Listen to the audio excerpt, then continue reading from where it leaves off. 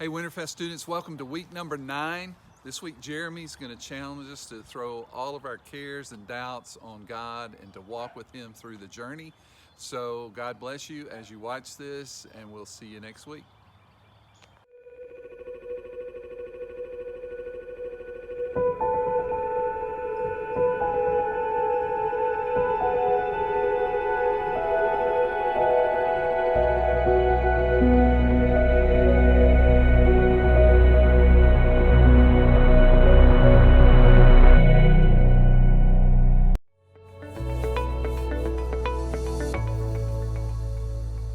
Doubt. It's coming. It's coming like a freight train. At some point in your life, you are going to have doubts. I would even go as far to say, as a Christian personally, my biggest fear in life are doubts. Something about having doubts makes me feel distant from God. It makes me feel like I'm sinning. Many of you might have had those doubts. You might have had curveballs thrown to you in your life. You may have had things that happen that make you ask these questions, like, if I doubt, does that mean I don't believe in God anymore? Or if this happens and I'm praying this, what if God doesn't show up? Or what if He doesn't fix whatever is broken? About 3 years ago, we received the news, my wife and I and our kids, that would scare us to death. Mom has cancer. Jennifer had an ultrasound that discovered she had breast cancer. And upon that discovery, I remember we were taken from an upstairs lush doctor's office where music was playing to downstairs, 2 flights of stairs, into almost a basement in this cold, white, sterile room where there was no music playing. It was almost as if we were literally taken to a room where there existed no happiness and no joy. A very young doctor who was very afraid walked in to give us that news. You never think about this kind of thing happening to you. Matter of fact, as a minister, I've sat at the bedside of people who are dying with cancer. But this is something that they go through, not something that we go through. So when it happens to you, naturally, you begin to have some doubts, some struggles. Why us? We're in ministry. We're doing your work. So Jennifer had cancer. And we began to pray through it. And when you begin praying, when you have doubts, you begin looking for answers. And the answers, they come in, but they might be cloaked. For example, the first surgery. She had, on January 2nd, an extensive surgery, hours long, to remove the cancer and possibly enough to where no cancer would ever return. And so we thought maybe that's an answer. That will get rid of the disease. It will fix everything. It will come back to normal. They did another procedure to look at her lymph nodes to see if the cancer had spread. And it hadn't. Another answer. But then there was an infection. An infection that was so severe we had to rush her to the hospital immediately for not only one more surgery, but additional surgeries. 4 surgeries total to get rid of everything. And that didn't seem to be part of God's answer. We struggled. God, why do you answer here and you don't answer here? Or why do you answer here and get our hopes up and then dash our hopes over here? There would be more testing and more worry.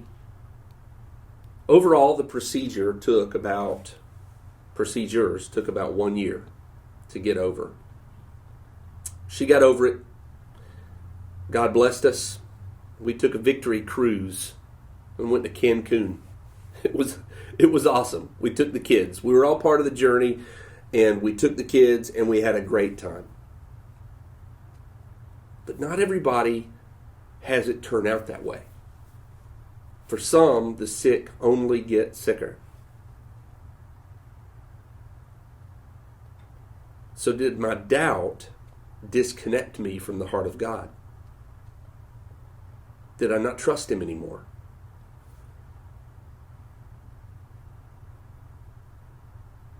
I'm always reminded of the amazing story of Jesus walking on the water. You remember this story. There's this moment where the disciples are floating in the water and they look up and they see this ghostly figure walking across toward them. As a matter of fact, the book of Matthew, chapter 14, picks it up. It says, at the very dead of night, Jesus came toward them walking on the water. The disciples saw him walking on the sea and they panicked. It's a ghost, they said, and they screamed in terror. But Jesus at once spoke to them. Cheer up, he said. It's me. Don't be frightened. Peter said, Master, if it's really you, give the word to me to come out to you on the water. Jesus said, come along then. Peter got out of the boat and walked on the water and came towards Jesus. But when he saw the strong winds and the waters rising, he was afraid and began to sink. Master, he yelled, rescue me. Jesus at once reached out his hand and caught him. A fine lot of faith you've got, he said. Why did you doubt? There's this moment where I feel like Peter is like all of us. A moment where he thinks that in his life everything's going to be great and he can step out in faith and because of his faith he can conquer anything. But the moment the winds begin to rise and the waters begin to rise, he begins to stumble. Fear takes over and he begins to sink. So let's go back to the questions.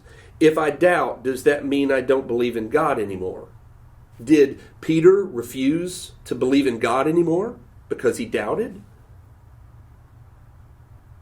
Of course not. He cries out to the one he believes in, and Jesus saves him. That's a great story. But the point I want to get across to you today has to do with what you do when you have doubts. Number one, why do we have doubts? Well, the answer is simple. Because we have flesh. Because sin is inherent among us. It's part of our nature. Matter of fact, Paul hated it. He always talked about the sinful nature. And the one thing we needed to do was get rid of it. But he said, it's the one thing I always struggle with. You see, I feel like God almost expects us to doubt as much as he expects us to sin. Why? He knows our nature. You see, the same God that deals in promises also can handle your doubts. God is not afraid of your doubts. As a matter of fact, if we are honest with God and when we have those doubts, we cry out to God, that is a process of building trust in God. There's a trust issue that's involved. It's scary when you step out in faith and try to do something that you don't really have the courage to do. And when everything starts to get crazy, it's when we begin to doubt, and when we begin to lose hope, and when we begin to struggle. But it's when we ought to cry out to God. But what if God doesn't show up? What if he doesn't fix the situation? Well, let me give you some good news to the end of our story. We didn't have any clue as to what God wanted to do through Jennifer's cancer journey. We had no idea. But one of her surgeons, who was a friend of ours and also a believer, began to talk about other ladies that she would treat and that she would see who had lost hope and had all these doubts. And Jennifer started an online meeting for women who had either a scary diagnosis of the possibility of cancer, or women who were about to go through the journey of dealing with cancer, to women who were literally on their deathbed dealing with cancer. And she began this about 1 year ago. And we began to have friends of ours that were diagnosed with cancer, and they had friends of theirs that were diagnosed with cancer. And my wife, once every 2 weeks, holds this online Zoom meeting where literally 20 or 30 women from all across the country tune in so that women who have been through the journey can love on them as they go through the journey. How do we deal with our doubts? By walking alongside other believers who also deal with doubts, who have dealt with doubts. It's not so that we might have a happy ending, because for some of these men and some of these ladies, they don't have a happy ending. And it's really easy for Christians to sometimes give a pat answer to say, like, everything works out for those that love the Lord, and it'll work out according to His good purpose. But that's not a comforting verse to give somebody who's struggling with doubts.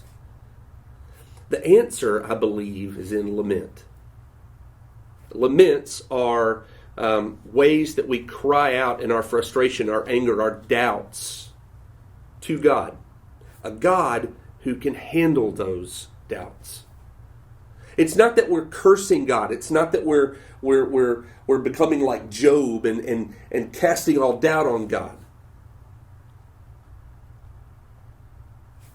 It's that we are expressing to God our hurts. The book of Lamentations is all about lament. God's people crying out to Him, "We don't understand why you're doing this to us. Your people. You've protected us forever. But now we struggle." You see, I don't think God expects perfection from doubt. I think He expects from us that when we have doubts, just like Peter, we cry out to Him. Just like Peter, we surround ourselves with believers who will help us endure our struggles. And just like those who have the same struggles we have and who have gone through those journeys, those people who love the Lord and draw close to the Lord, we need them in our lives. We need each other. As you guys begin to work through this year's Winterfest theme, my prayer for you is that when you do have doubts in your life, because they're coming like a freight train, that you will cast all your burdens and all your cares and all your anxieties and all your doubts on God and walk with Him through the journey.